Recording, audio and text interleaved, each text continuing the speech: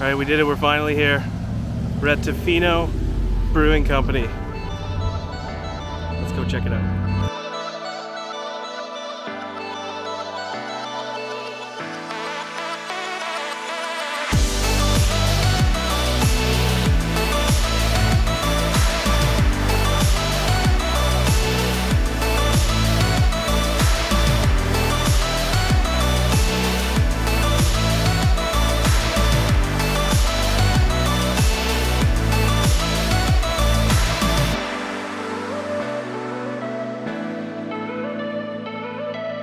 Hey everyone, welcome back to Beyond the Brew. My name's Donovan and we are continuing part 2 of this journey to Tofino and Tofino Brewing Company. Before we get into it, we're gonna have this beautiful beer from Twin City Brewing called Porter Alberni. For those of you that don't know, Twin City Brewing is in Port Alberni. And if you didn't know that, it's because you didn't watch the last video. So maybe you should just go and watch part 1 of this Tofino journey first, then you'll know what I'm talking about right now. As for this beer, this is pretty good. This is a dry porter and it uses a British Maris Otter malt, which is kind of unique. It was widely popular in the 60s and 70s and then it kind of went away for a little while and now it's back and it's in some porters and it's pretty goddamn delicious. It starts with a really nice coffee, rich, dark, malty flavor. And it's fairly smooth. It's not the smoothest beer in the world, but it's smooth and it kind of ends with a nutty finish. Maybe not almondy, but maybe a little more macadamia. Macadamia nut? Macadamia. It's a great porter. It's in a great glass. It's got a great name, Porter Alberni. Can't really go wrong there. Last video, we were in Port Alberni and we were just about to go to Tofino until I cut it off. So we're gonna pick up there and show you guys the cool drive to Tofino and tell you a little bit about why it takes a little bit longer than it should. It's a very scenic drive when you take Highway 4 from Port Alberni to Tofino. It gets a little narrow, gets a little tight right now, and I think for at least the last little while, there's been a fair amount of road construction going on there. You get up to a point where you're pretty much stopped, and I think they close off the road from like 11 in the morning till 3 p.m. in the afternoon to get a lot of work done that day. In the morning you can get through, and in the afternoon you can get through, but it's only one lane at a time. So I think when you're stuck there, you could be stuck there for over an hour until, you know, it's your time to go and into the traffic. What they're doing there, I'm not entirely sure, but it looks like they might be opening up like a double lane that goes right along the mountainside or the cliffside there. I heard it's been going on quite some time, so hopefully it's done in the relatively near future. And if you do plan on driving to Tofino, I believe that this is the only highway in and out, so just make sure you plan ahead, figure out what time the road is open. That's a huge thing. After you clear the construction zone, you kind of get up to this junction point. You turn left, you go south to Euclid, or you turn right and you go north to Tofino. So Pacific Rim National Reserve is smack dab in the middle between Tofino and Euclid. That is probably one of the nicest campgrounds I've ever been to in my entire life. We did a tent campground. It was just a really cool spot. Lots of trees, lots of greenery. You feel like you're in the middle of a very heavily forested elven land. Almost like a little bit of Rivendell, but there's not as much nice stonework there. It's a 5-minute walk down a hill to get to Long Beach.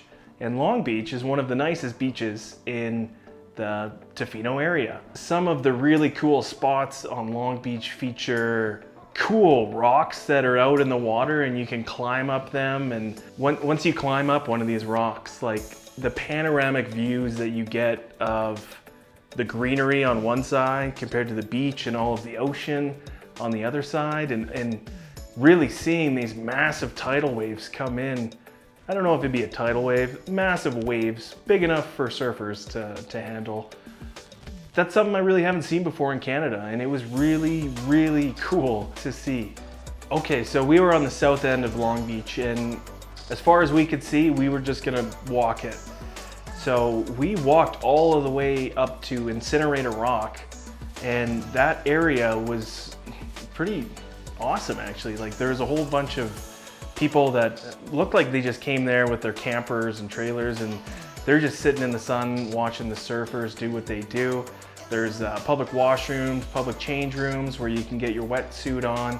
As you're walking down the beach, you can start to see all these surfers who are out crushing the waves. A lot of people who are learning surfing. There's a lot of surf instructors out there doing the whole pop-up. Tofino is probably number one on the list of places to surf in Canada. I think there's a few places on the East Coast that you can go and maybe a little bit throughout the country. It's clearly up there for a reason. Some of these waves were just massive. Everyone had to wear a dry suit because the water was so cold. You could tell that there was a lot of people who were just out there on a sunny day to have a couple drinks or pack a lunch and just watch the surfers do what they do in the sunshine. At night, I'd heard that some people set up little campfires and have a few drinks along the beach, and that to me sounds like one of the best nights you could possibly ever have. Being on Long Beach during the sunset and seeing it go down over the ocean horizon was an experience, to say the least. I'll probably never forget that sunset. That was one of the nicest ones I've ever seen in my life. Just the vibes, the people around you, the beer in our hand. That was one of the best nights ever. Rainy day. Wake up, get ready to go and tour a bunch of breweries, and it is raining. So that wasn't the coolest start to the day, but that's what happens in the West Coast. When doing research for this video, almost every single YouTube video I saw of someone traveling to Tofino featured Tacofino. And they all pretty much said one thing. It's a long wait in line, but it's totally worth it. So that's where we went. So Tacofino is like an outdoor food truck that's like planted there. Like it's not going anywhere else, but it has a food truck kind of look to it. I don't know if they have a big kitchen in the back or anything like that, but it looks kind of cool. So when you walk up to it from the parking lot, you go by a coffee shop and a surf shop, and there it is. And it looks like it's got a bunch of rope lines, because they could have easily 100 people in line waiting to get a taco. So when you're in line, you're taking a look at the menu, you're playing that what do I get game, what's gonna be worth it. I was just gonna go with the standard fish taco. That sounded good to me. The person in front of me ordered 5 gringas. They didn't even get a taco, so I was like, okay, that's probably pretty amazing. I've never even heard of that. I didn't read it on the menu. So I ordered one of those as well.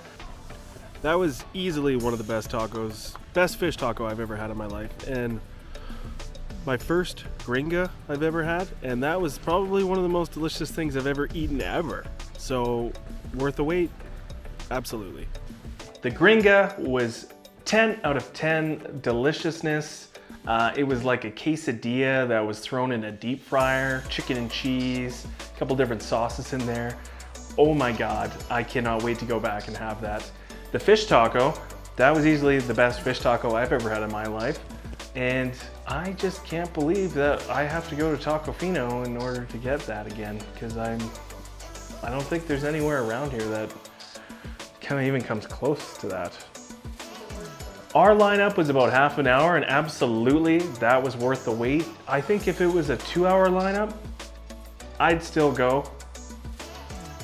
3 hours would be pushing it, but it was that good. I kid you not. If you're in Tofino, you gotta go to Tacofino. I'm not the last person that will ever say this. Tofino Brewing, honestly, like when starting to plan out and map out this road trip, Tofino Brewing was like, that is the spot to get to. That is like the end goal for me. This is probably one of the coolest brewery locations in all of Canada. No offense to the other breweries. Located on the Pacific Ocean in a cool surf town. Like what else do you need? When we pulled up, I was starting to get a little excited, and you got to see the whole exterior of the building, and turquoise and wood finish with like a white and a black kind of accent here and there. And I don't know, you're like, okay, good. I'm glad it looks good. Like this place is already starting to live up to it. And then you kind of poke your head in the door. You're like, okay.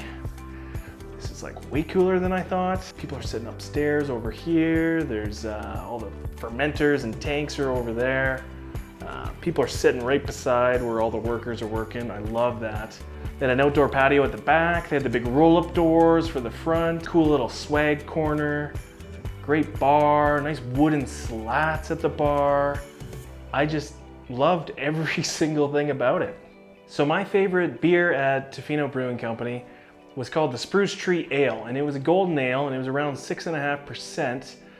And I knew it was gonna be sprucey, just how much, I was not sure. It exceeded my expectations when it came to sprucey, and when it first hit my lips, I was kind of punched in the face with a spruce tree.